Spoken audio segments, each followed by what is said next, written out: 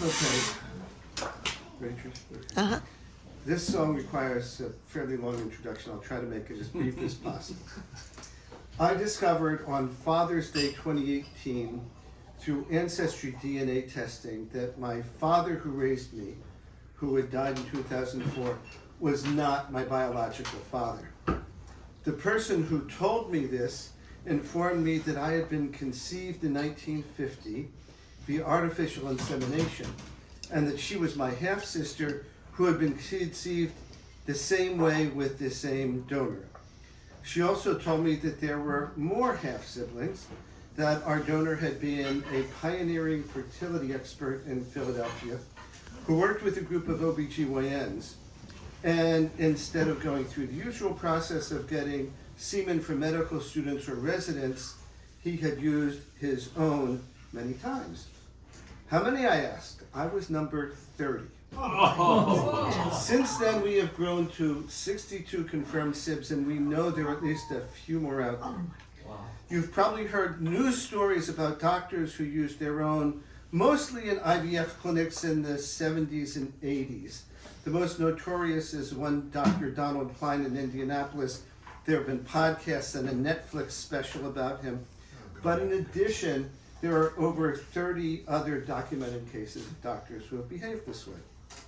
In almost every case when these shenanigans were discovered decades later, the perpetrators first denied what they had done, then when confronted with the incontrovertible evidence, admitted they'd done it maybe a few times only, and claimed that they always only had good intentions, and never ever showed any remorse. I've had mixed emotions about all of this over the past 6.5 years, but one thing I have always known is that I would someday write a song about it. So, what do you call people who behaved this way? Well, if you take somebody who repeatedly kills other people, what do you call them?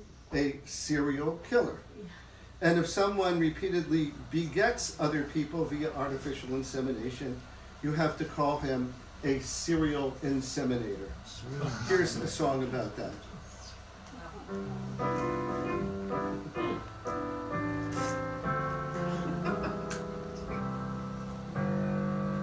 Our hopeful parents came to you because they were desperate to conceive. You worked miracles so they'd heard, so they were eager to believe. And so you helped them have that child, which would have been more than enough.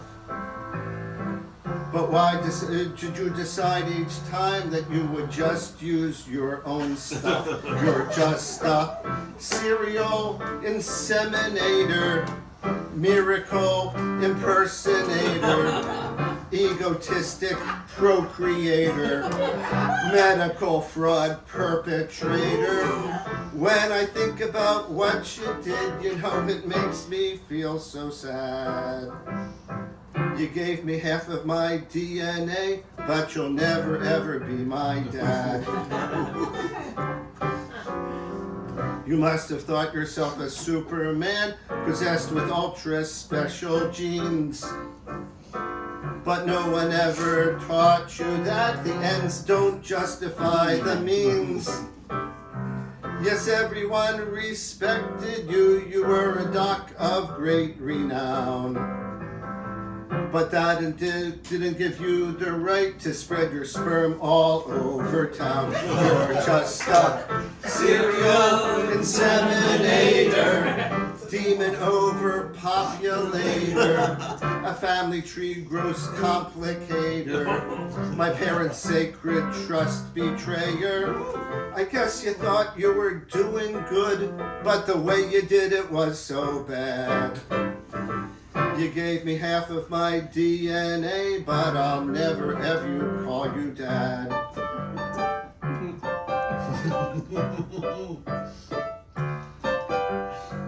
You thought it all would be okay, and that no one would ever know. 'Cause modern tests for DNA were not around that long ago. So you just thought you'd keep adding on another check mark to your list. The only thing that would stop you was the tendinitis in your serial inseminator, circumstance manipulator. Enjoy it now, deny it later. A naughty, nasty masturbator. When I think about what you did, you know it makes me kinda mad. You gave me half of my DNA, but you'll never ever be my dad. You're just a serial inseminator.